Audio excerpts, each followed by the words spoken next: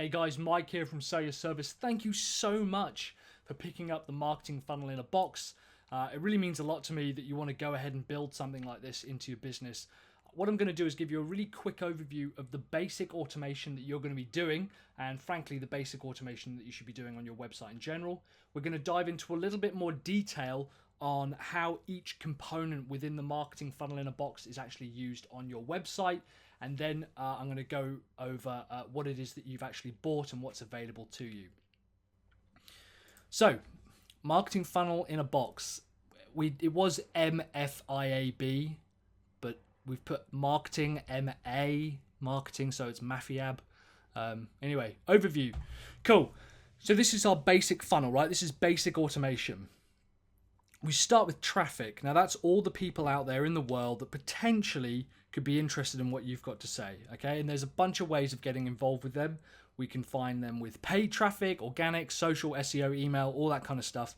But the idea is that there's an audience out there that we redirect to some kind of landing page. Now, landing pages have had a bit of a weird definition change in the last few years. A landing page is not always a squeeze page. Okay, so a squeeze page, for those who don't know, is basically somewhere that's got a form. It tells you something that you can get. So download this white paper or this course or this ebook or whatever in exchange for an email address and a name. That's typically what we call a squeeze page. And what they're offering is a lead magnet. Now, while those are still useful and relevant, we can actually direct people back to blog posts as well. So typically social platforms work very, very well with blog posts. And there's also sales pages as well. If you're doing remarketing or if you're going to be driving email traffic back to a sales page, it basically has something where you're directing traffic specifically and it has some kind of call to action, right? Now, in these cases, it's going to be a form capture, so some kind of email address and contact information given to you in exchange for the lead magnet. And what happens is that we don't redirect those people instantly to the content. What we do is we take them to a thank you page. Now, I believe that thank you pages are the least utilized but most useful pieces of content available on your website for a number of reasons. First of all, it makes sure that people are rewarded and acknowledged for taking the risk. Believe it or not, filling out an email address and sending that kind of information out into the void, people who, they don't really know you, that can be quite scary. So to say to someone, hey, we've definitely got your email address and your free cheat sheet, your e-guide, your course is on its way straight to your email address, that helps them feel safe, like they've taken a legitimate action. Secondly, what it does is it keeps your data clean, because what we have on the back end, anyone who doesn't open the first email is deleted after 30 days or 15 days or something. What people will try and do is give you a fake email address because they assume they're going to be taken straight away to the content, and we're going to take them to a thank you page. If we take them to a thank you page and it says, hey, your content is on its way to your email address, they know that they need to give you some kind of legitimate email address. Okay, so that's the second reason. And thirdly, what we can do is we can offer some kind of upsell. I get the majority of my sales conversions from the thank you page. We go, hey, thank you so much for downloading the cheat sheet. You're obviously serious about whatever it is, ... What I want to do is offer you here a small, low barrier to entry course or a product or something that'll help you take it to that next level. So that's a basic funnel. What I'm going to do now is go into a bit more depth on how you're going to use those individual components inside the marketing funnel in a box. So let's take a look at how we kind of put this all together. So out here are a bunch of people that don't know that we exist, right? They don't know us, we don't know them. They're essentially our audience, and amongst them, a certain percentage are going to become potential customers, right? That's basically how it works. Now, they're on a bunch of different platforms, okay? They're on Facebook, they're on Twitter, they're searching on Google, they're searching on Bing, I guess, if they're out there. There's a ton of different ways that these guys are searching for information and searching for content. And it's our job to try and get them back to our site. So what we do is we have a bunch of different blog posts, okay, of varying types of content and varying delivery methods and different subjects and things. And we drive them back to these blog posts. Now, these could be varied in, so we obviously have given you subjects like SEO and social, but it depends on whatever you're publishing for them to come back to. Now, we personally like to publish new content with organic posts via things like Twitter and Facebook, but we also like to drive a huge amount of paid traffic to posts. We don't spend a huge amount, maybe $10 a day, just driving people back to our paid content, right? So anyway, at the bottom of each one of these posts, and we'll show you a real life example, and also during the actual browsing process, we give people the chance to opt in. So there's maybe a form at the bottom for them to be able to sign up to, but there's also, and people might find them extremely annoying, the lightbox type pop-ups that come up, and as well as things like your slide-ins and stuff like that. So there's a bunch of different methods for people to sign up to your newsletter. You don't say, hey, sign up to our newsletter. This is where we have a thing called a lead magnet. Okay? Now, we've given you the conversion copy for this. So that means that if they're reading an SEO post, we offer them an SEO or a traffic-based lead magnet. Okay? Now, when they sign up to that, what happens is they're added to our list. Now, our list is basically a bunch of names, an email address, and maybe something they signed up to. We personally use MailChimp. That's what we use for us. But if you're super strapped for cash, you could use something like MailPoet, which is essentially free. But not only adding to that list, we then say to MailChimp or ActiveCampaign or Infusionsoft or whoever, if they've signed up to this SEO lead magnet, maybe they've come through the SEO post and they've got the traffic checklist. So that's the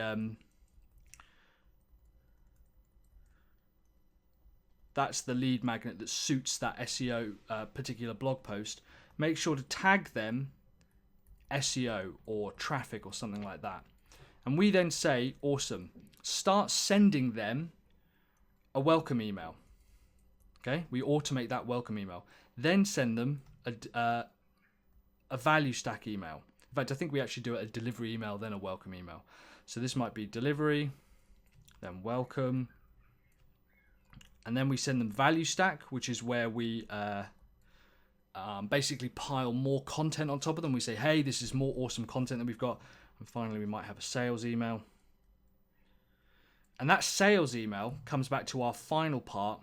Let's choose a green, which is our sales page. Okay, and this is where we sell our Splinter product. Now, the idea is that the sales page, we've written the sales letter for you.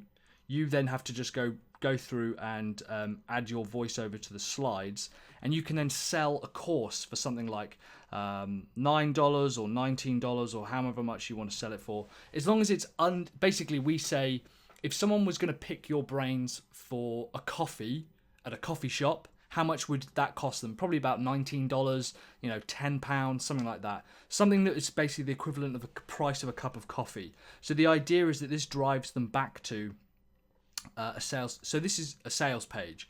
And so this is kind of the overview of how this kind of works from an automation standpoint. But there's a few other little caveats that we could look at. Let's see if I can find.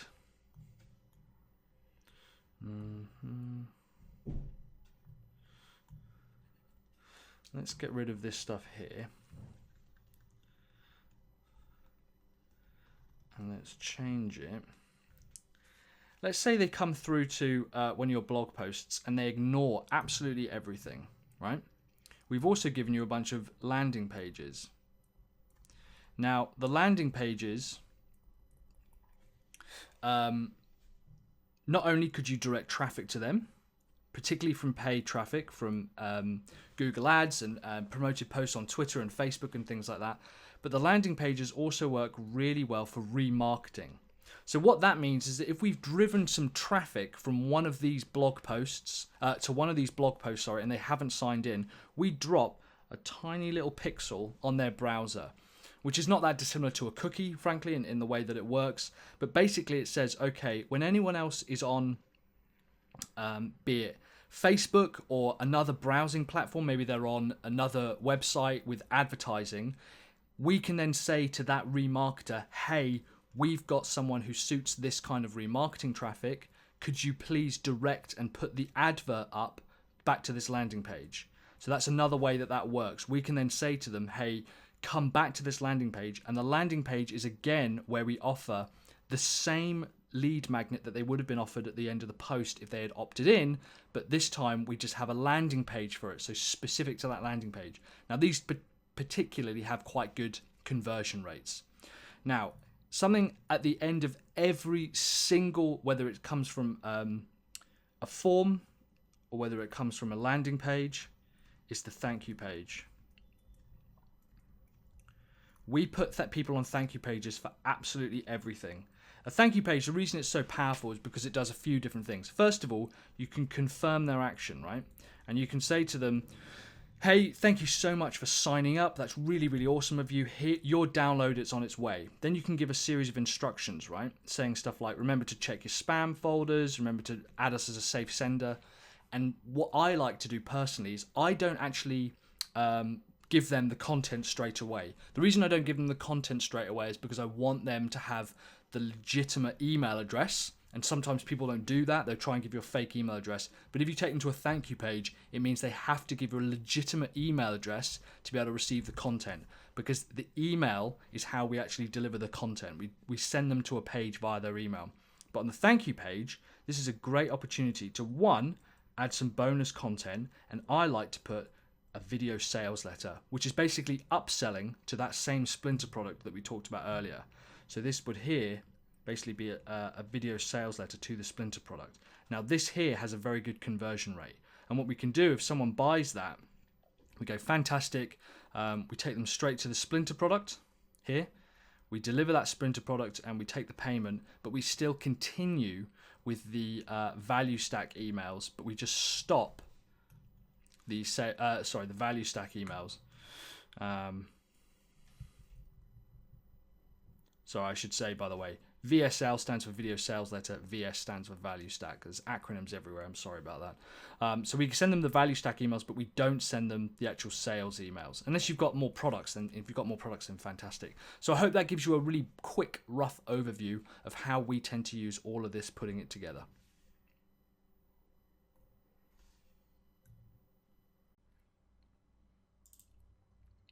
So yeah, finally, here we have the actual resources page, which is the page you're on now.